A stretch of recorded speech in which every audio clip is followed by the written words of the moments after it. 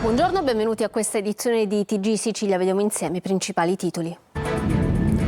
Mafia, sequestro da 30 milioni a 2 avvocati che con le loro competenze aiutavano i clan a riciclare e occultare capitali illeciti. Tra gli immobili sequestrati anche un podere in Toscana appartenuto alla famiglia Chigi. Allarme caldo in Sicilia, un agricoltore è morto nei campi sotto il sole a Lentini, probabile infarto per il caldo. Intanto a Messina l'ASP lancia una guida per affrontare le alte temperature. In questo primo weekend di luglio il bollino rosso è anche sulle strade. A Palermo, dopo l'escalation di violenza anche sui turisti, gli albergatori forniscono un vademecum per girare in centro. Niente collanine d'oro, attenti agli scippi, serve l'esercito. L'appello arriva da un noto albergo. Sfruttava i dipendenti e li controllava con le telecamere, arrestato imprenditori di Partinico nel Palermitano.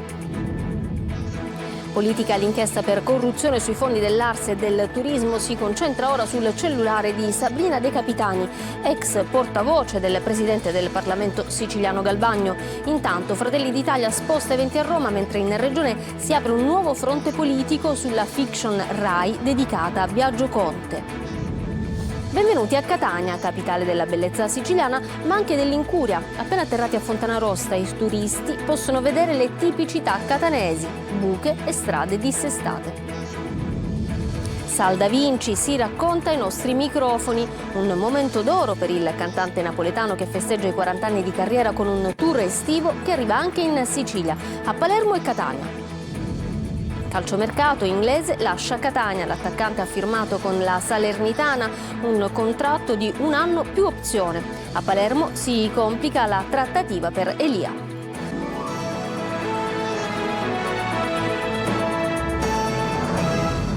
Bentrovati.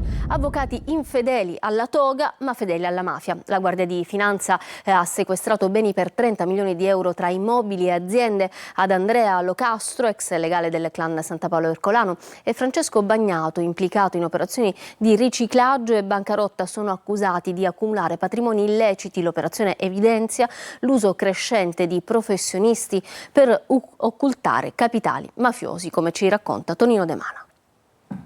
Beni per oltre 30 milioni di euro sono stati sequestrati dalla Guardia di Finanza di Messina a 2 professionisti infedeli, un ex avvocato originario di Messina, attualmente affidato in prova ai servizi sociali, e ad un legale di Vibo Valentia. Le indagini hanno fatto emergere fin da subito il ruolo di rilievo svolto dall'ex avvocato, che per anni avrebbe messo a disposizione le proprie competenze professionali a favore di esponenti della criminalità organizzata collegata al clan Santa Paolo Ercolano.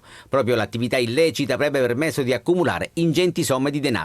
La pericolosità sociale risulta chiara dalle evidenze giudiziarie emerse nell'indagine beta risalente al 2013 e condotta dalla Procura di Messina. L'avvocato, successivamente radiato dall'albo, ha assicurato nel tempo all'associazione mafiosa un'assistenza tecnico-legale completa, partecipando anche alla commissione di alcuni reati. In aggiunta, è stato possibile ricostruire il profilo di pericolosità di un altro soggetto coinvolto nell'operazione default ed accusato di bancarotta, sottrazione fraudolenta al pagamento di imposte, riciclaggio, falso ideologico e appropriazione indebita. Tra i beni sequestrati anche un tipico podere nobiliare immerso nel verde della Toscana, composto da una casa colonica ed abbellito da una pregevole cappella sconsacrata. L'immobile sarebbe appartenuto alla famiglia Chigi.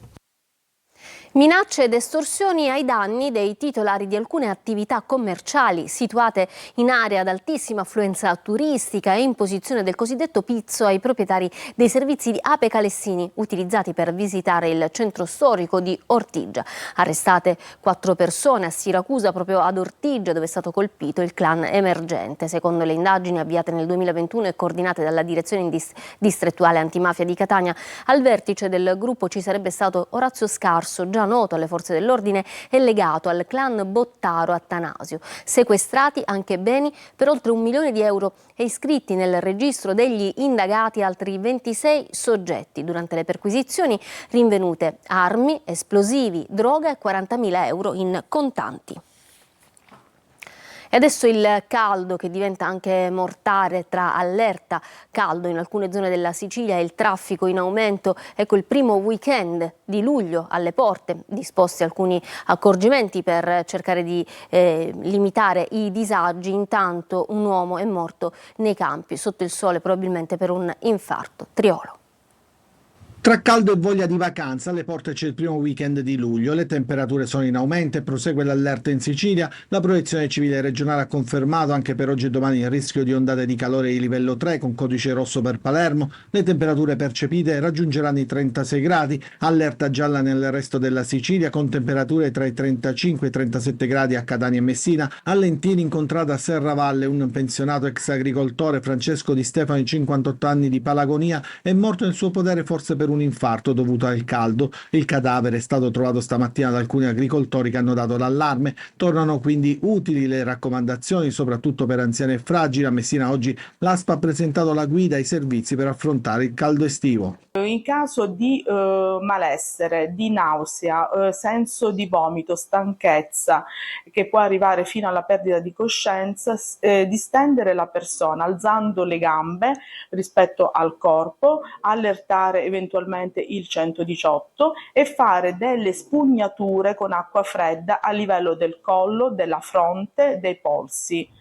È anche il primo weekend considerato da bollino rosso per il traffico sulle strade e autostrade italiane, quelle siciliane naturalmente non fanno eccezione. Sia ANAS che Consorzi Autostrade hanno lavorato per sospendere i cantieri che si trovano sulle arterie più trafficate. In particolare tornano pienamente percorribili entrambe le carreggiate nel tratto tra Bagheria e Casteldaccia, sia in direzione Palermo sia in direzione Catania sull'A19, un'accelerazione nei lavori che punta a favorire gli spostamenti in occasione dell'esodo. Tolto anche il doppio senso di circolazione sull'A18 all'altezza di Scaletta, dove si viaggia comunque ad una corsia. Traffico chiuso sino al 18 luglio invece sulla tangenziale di Messina dalle 22 alle 6 del mattino tra gli svincoli di Messina Centro e Boccetta. Seppure negli ultimi anni il turismo di prossimità è andato aumentando, non si registrano invece grandi attese agli imbarchi dei traghetti privati.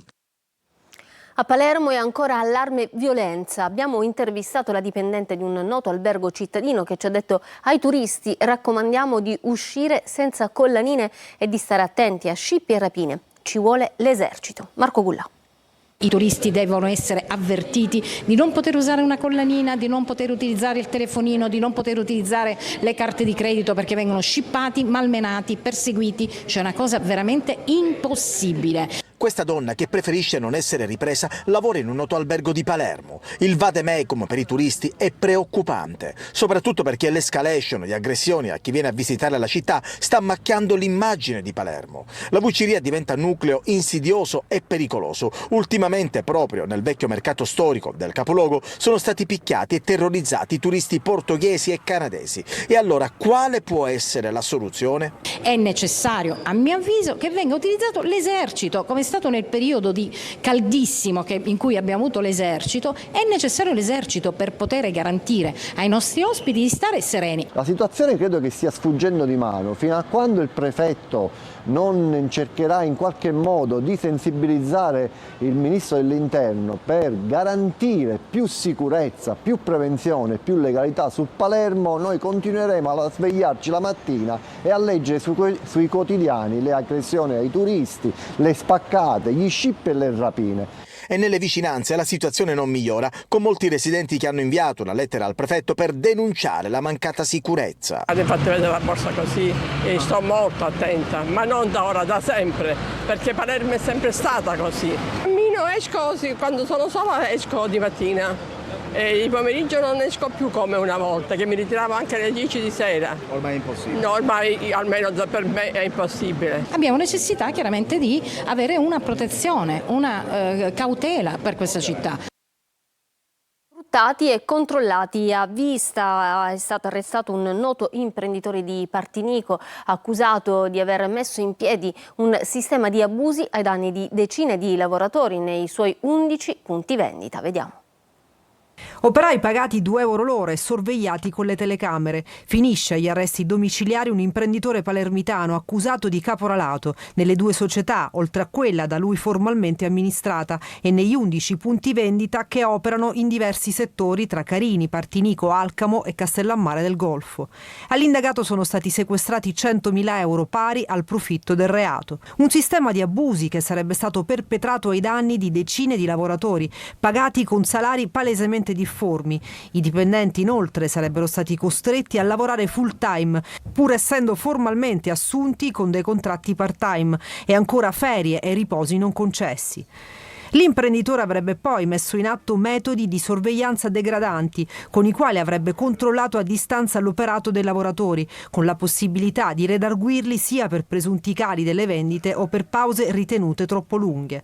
Sotto inchiesta anche le 3 società dell'imprenditore, a cui viene contestata la responsabilità amministrativa e per una di esse scattata anche l'amministrazione giudiziaria per 1 anno, in modo da consentire la prosecuzione dell'attività dell'impresa sotto il controllo di un esperto nominato dal Tribunale. La politica adesso, clima teso in Sicilia intorno a Fratelli d'Italia, il partito della Premier, ma anche dei 2 principali indagati nell'inchiesta della Procura di Palermo, il presidente dell'ARS Gaetano Galvagno e l'assessore al turismo Elvira Amata. Sentiamo Manlio Viola. I messaggini e i promemoria contenuti nel telefonino di Sabrina De Capitani, ex portavoce del presidente dell'ARS Gaetano Galvagno, sono la nuova frontiera dell'inchiesta per corruzione che la Procura di Palermo sta conducendo sui fondi dell'ARS e su quelli della Regione relativi al turismo e alla cultura. La Procura li ha acquisiti dopo il sequestro del telefono, del quale si apprende soltanto adesso. È l'ennesima puntata di una fuga di notizie periodica e senza soluzione di continuità relativa a un'indagine ancora in corso e ancora prima di provvedimenti di qualsiasi natura. Un'inchiesta che continua a snocciolare i propri risultati più sulla stampa che nelle aule di tribunale, ma che porta a conseguenze politiche ormai palesemente inevitabili. C'è un clima avvelenato intorno a Fratelli d'Italia in Sicilia, al punto che il partito decide di spostare a Roma il convegno nei giorni del ricordo di Paolo Borsellino. L'anniversario della bomba di Via D'Amelio, il 33esimo, cade fra qualche giorno, il 19 luglio, ma a Palermo quello che era il partito del magistrato assassinato lo ricorderà soltanto con la tradizionale fiaccolata serale. Intanto alla Regione c'è un nuovo fronte di scontro in giunta regionale. Il presidente Renato Schifani chiede conto e ragione proprio all'assessore Elvira Amata, indagata insieme al presidente Galvagno, del perché sia stata esclusa dai finanziamenti della Film Commission la fiction Rai sulla vita di Biagio Conte. Un grave errore per il presidente siciliano, che annuncia di essere pronto a mettere i fondi nella manovra bis che dovrà andare in discussione a breve. Da quella manovra, infatti, il governatore è pronto a cassare e riposizionare circa 80 milioni di euro, anche se la cancellazione di ogni mancetta rischia di far crescere i malumori. Raggiunto l'accordo tra la Regione e le case di cura private, aumentato il budget nel 2025, sarà meglio garantita così la salute dei siciliani, con un'attenzione a limitare le fughe dall'isola per le cure. Soddisfazione da entrambe le parti. Sentiamo Roberta Lunghi. C'è l'intesa tra Regione e ospedalità privata sul budget di spesa per il 2025, un tema importante per la salute e le cure dei siciliani nell'ottica di un allargamento e ottimizzazione delle prestazioni in convenzione e come contrasto alla fuga dall'isola per le cure. Dal confronto tra l'assessore alla salute Faraoni e le sigle rappresentative degli operatori della sanità privata dell'area delle case di cura è nato l'accordo che prevede anche la continuità assistenziale a supporto della sanità pubblica, in particolare nei mesi di agosto e dicembre, oltre che incentivi per tutte le strutture che riescono a intercettare anche la mobilità extraregionale. Un aumento annuale di budget significativo, con un più 16,774 milioni rispetto all'anno precedente. Amplia l'offerta assistenziale, soprattutto con riferimento alla chirurgia oncologica, e intercetta una serie di attività che altrimenti verrebbero erogate al di fuori dello stretto. Prevede complessivamente oltre 530 milioni di euro per 5.000 posti letto che saranno aperti e funzionanti per rafforzare e consolidare il partenariato pubblico-privato convenzionato a garanzia del diritto alla salute dei cittadini siciliani. La soddisfazione per l'accordo è stata espressa anche da Barbara Cittadini, presidente dell'Associazione Italiana Ospedalità Privata Sicilia, che, raggiunta telefonicamente, ha parlato di una interlocuzione virtuosa con il presidente Schifani e l'assessore Faraoni, nell'ottica di un passo in avanti per l'articolazione di un accordo che ridurrà la mobilità passiva, con una rinnovata attenzione per i fondi dedicati alle patologie di alta complessità. Disastrate e rattoppate le strade da e per l'aeroporto di Catania sono un biglietto da visita non certo edificante per i tanti turisti. Tanti i pericoli, con l'estate incombe anche quello del rischio incendi. Tonino De Mano. Disastrate, rattoppate ed invase di erbacce che a volte invadono la carreggiata rendendo pericoloso il transito dei mezzi. Le strade da e per l'aeroporto Fontana Rossa rappresentano un biglietto da visita non certo edificante. Da qualsiasi prospettiva lo scenario è desolante. Prendete per esempio la prosecuzione di Corso Indipendenza verso l'asse dei servizi con enormi arbusti a ridosso della strada che ricoprono addirittura il guardrail. Vegetazione spontanea e domanda spontanea: perché non si interviene? Da queste parti, complici il caldo e l'erba secca, il rischio incendi è elevato, ma evidentemente prevenzione e prudenza non abitano qui. E che dire della martoriata via San Giuseppe l'Arena, che periodicamente si trasforma in una selva. Ci siamo spesso occupati della pericolosità di questa curva e siamo costretti a ritornare a denunciare lo stato d'abbandono. Sono tante le segnalazioni al numero di WhatsApp 342 74 55005, richieste di intervento che arrivano anche nel tratto di rettilineo antistante Maristaeli, dove la strada è piena di buche ed avvallamenti che, specie nelle ore serali, rischiano di creare brutti scherzi ad automobilisti e motociclisti. Cola a brodo anche la via Priolo sopraelevata, che per intenderci collega l'aeroporto di Catania con il porto. Buche e rattoppi sono in bella mostra, facendo sobbalzare, non certo di gioia, chi arriva in città. Per tutti, benvenuti a Catania. Il presidente del Libero Consorzio di Trapani, Salvatore Quinci, sceglie la sua nuova squadra di governo, ma tra i consiglieri c'è anche Giovanni Iacono Fullone, a cui è stata assegnata la delega alla Polizia Provinciale. Un'assegnazione che fa già discutere perché Jacopo Fullone a dicembre scorso è stato condannato con il rito del patteggiamento per corruzione. Laura Spanò. Oggi si sono insediate intanto i gruppi consigliari, le commissioni, per cui siamo pronti a lavorare. Così il presidente del Libero Consorzio dei Comuni di Trapani, Salvatore Quinci, ha esordito presentando la sua nuova squadra di governo. Tra le deleghe assegnate, certamente quella che farà più discutere è quella al consigliere Giovanni Iacone Fullone, a cui va edilizia scolastica, controllo sul territorio e polizia provinciale. Fullone a dicembre scorso è stato condannato con il rito del patteggiamento a 1 anno, 9 mesi e 10 giorni di reclusione per corruzione nell'ambito dell'inchiesta della Guardia di Finanza Aspide, che ha svelato una presunta maxi corruzione all'interno dell'Aspe di Trapani. Ad affiancare il presidente Quinci anche Ernesto Raccagna di Partanna. A lui, oltre alla vicepresidenza, sono state affidate le deleghe alle politiche giovanili, pubblica istruzione, sport e cultura. Nella nuova squadra di governo il consigliere Francesco Foggia di Mazzara, che si occuperà di welfare, politiche sociali, inclusioni, turismo e salute. Infine Laura Barone di Alcamo, con le deleghe ai lavori pubblici, infrastrutture, patrimonio e protezione civile. Lo spettacolo adesso, forte del successo strepitoso di Rossetto e Caffè, Sal da Vinci si prepara a salutare la Sicilia con Stasera che sera, lo show che toccherà Palermo e Catania a fine luglio e che realizza il sogno dell'artista partenopeo di uno spettacolo a 360 gradi che lo rappresenti. Roberta Lunghi.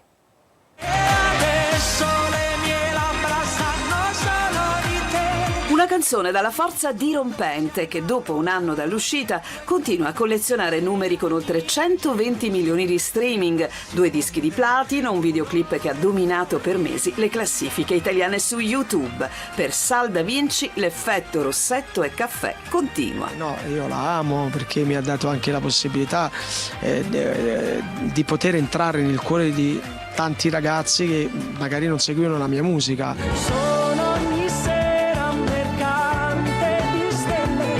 Momento d'oro che arriva ai 40 anni di carriera, festeggiati con un tour estivo che arriverà anche in Sicilia. A Palermo il 26 luglio al Teatro di Verdura e a Catania il 27 luglio alla Villa Bellini. Le tappe di Stasera che sera, che si preannuncia come uno show a 360 gradi. Finalmente io torno in Sicilia e realizzo un grande sogno, quello di portare un mio show.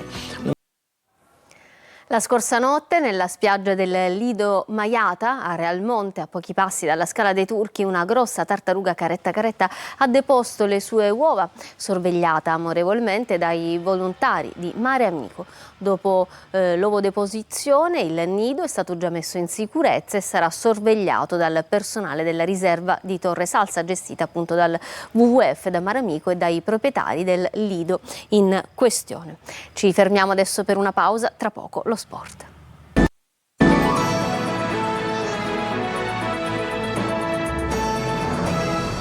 Ritorniamo in studio con lo sport, andiamo al mercato delle siciliane. In casa Palermo, in attesa di Augello e Palumbo, sembra più difficile la trattativa per Elia. Il Catania invece, in casa Catania inglese, lascia i rossazzurri, ma il Catania vuole rinforzare il centrocampo. Marco Carli. L'idillio fra Pippo Inzaghi e il Palermo prosegue anche a giorni dalla sua presentazione. Ai canali ufficiali del club ha parlato di impatto bellissimo con la città. L'allenatore ha detto e raccontato dell'atmosfera a suo dire esaltante e dell'augurio di sentirsi all'altezza. L'obiettivo, è risaputo, è quello di fare meglio dell'anno scorso e lottare per la A. In casa Catania finisce come i tifosi non volevano la vicenda inglese. L'attaccante infatti è stato ufficializzato dalla Salernitana. Il calciatore, si legge nella nota del club, appena retrocesso in C, libero da contratto, ha firmato con i Granata fino al 30 giugno 2026 con rinnovo automatico al verificarsi di determinate condizioni. Un'operazione su cui ha inciso la regia del DS Daniele Faggiano, ex rossazzurro e colui che ha scommesso su inglese nella passata stagione. In panchina l'Arechi troverà Raffaele, tecnico che è andato vicino alla promozione lo scorso anno col Cerignola. Non è riuscita dunque la mossa del Catania, che aveva formulato un'offerta al giocatore per prolungare il rapporto. Adesso bisognerà rivoluzionare l'attacco, che era stato il reparto che, tranne appunto per inglese, non si era dimostrato all'altezza nella stagione scorsa. In casa Siracusa sarebbe sempre più vicino l'ingaggio di Laneri come DS e l'ufficializzazione insieme alla firma potrebbe arrivare nei primi giorni della prossima settimana. Nelle prossime 72 ore sarà pronto il nuovo organico del Trapani Calcio, lo ha annunciato il presidente Valerio Antonini. Franco Cammarasana. Valerio Antonini rilancia alla vigilia della nuova stagione agonistica e puntando in alto malgrado le penalizzazioni della giustizia sportiva. Potenziamento quindi ulteriore della squadra di basket di Serie A e un Trapani Calcio tutto nuovo che non ripercorra le strade infruttuose del recente passato. Nelle prossime 72 ore avremo completato di fatto la squadra che partirà per il ritiro a tempi record. Credo che sia mai successo che una squadra di Serie C, ma anche di Serie B, al 15 di luglio abbia completato la sua rosa in maniera definitiva. Abbiamo sottoscritto già 11 contratti con nuovi calciatori, ma nelle prossime ore chiuderemo gli ultimi 5 acquisti e quindi Sasà Aronica e il suo gruppo partirà per il ritiro con 23 giocatori più altri 10 giovani. Antonini però è andato oltre per superare gli ostacoli che gli hanno impedito finora di realizzare i progetti che ha in mente. Ha annunciato la creazione di un nuovo movimento politico denominato Futuro, il nuovo Rinascimento. Un movimento politico in cui io sarò un po' il mentore, sarò colui che dall'alto cercherà di creare una classe politica nuova, fatta di giovani, con grande voglia di fare, con precise caratteristiche di cosa devono avere e di cosa soprattutto non devono avere. Creato anche uno slogan, Make Trapani Great Again, stampato su 10.000 cappellini. Il ricavato della loro vendita verrà devoluto agli ospedali trapanesi. Bene, per questa edizione del TG è tutto, grazie per essere stati con noi, appuntamento con l'informazione su Antenna Sicilia alle ore 20, arrivederci.